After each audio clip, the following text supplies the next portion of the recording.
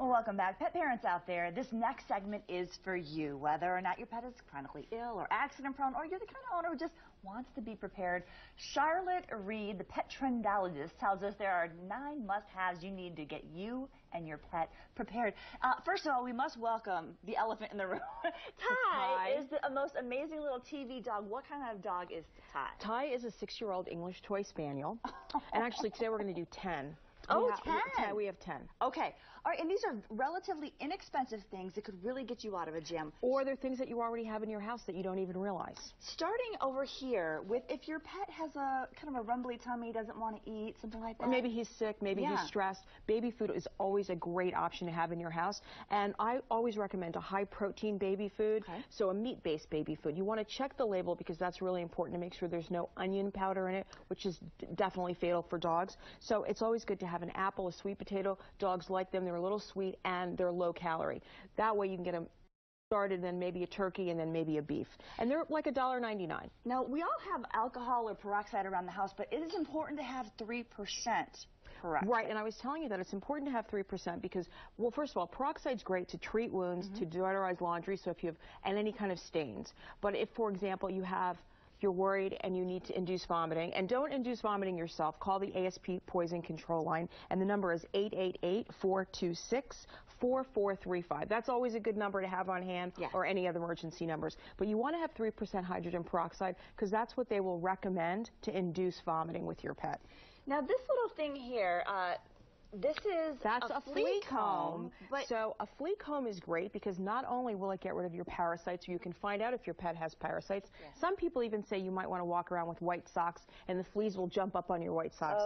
But also a flea comb is great to get the eye boogies out of the eyes. So, for instance, if Ty here, Ty is so well groomed. Ty doesn't have eye boogies. No. But you'll hold your dog's face, and then you'll take the comb. You'll have the keys away. Look at that. He has no eye boogies. But for your Shih Tzus or your breeds, that definitely do. One thing that all women have is tweezers. But you don't want the tweezerman tweezers. You want these kind of tweezers. Right. You want to make sure they have a rounded edge. They're great for pulling out ticks, which is also the other thing is if you go hiking, there's burrs, there's glass, so tweezers are always great. So it has a more of a flat tip? Rounded tip. Or you can also use a hemostat. Same thing, use a hemostat with a rounded. Now, what's that? This looks like yogurt to me. It's plain yogurt. Yogurt's great for dogs and cats because it has it's a probiotic, so you can keep your dogs regular. He can have a regular constitution, but it's also great if you have irritable bowel syndrome or diarrhea or constipation. Do you add it on top of the kibble? You can add it on top of the kibble, or you can make it, just give it to him in a bowl as a frozen treat, or even a frozen treat. So it's great. Just a teaspoon is great. Some of the go-to emergency products. Baking soda is always great because it freshens a litter box, but you could also make a paste if there's a bite or a sting.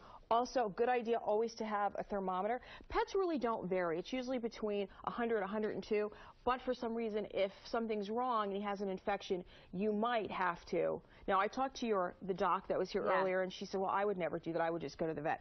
And last but not least, those times when you're at the beach or the dog's swimming in the pool, you need a microfiber towel to soak up the water. And the last thing, the 10th thing, is it's always great to have a handheld shower or to have a spritzer on the sink because you can always clean your dog up. So instead of dealing with those muddy paws.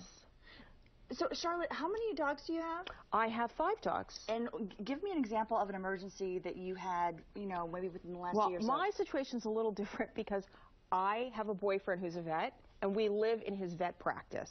Oh! So, and I live in Florida. So, a lot of times one of the most common emergencies that people have is that you take the medication. Most people keep their medication in 2 incorrect places, the kitchen and the bathroom. Why shouldn't keep your medication in those places? Because of the humidity in those areas. So it's a good idea to keep your medication in the bedroom where the temperature is consistent.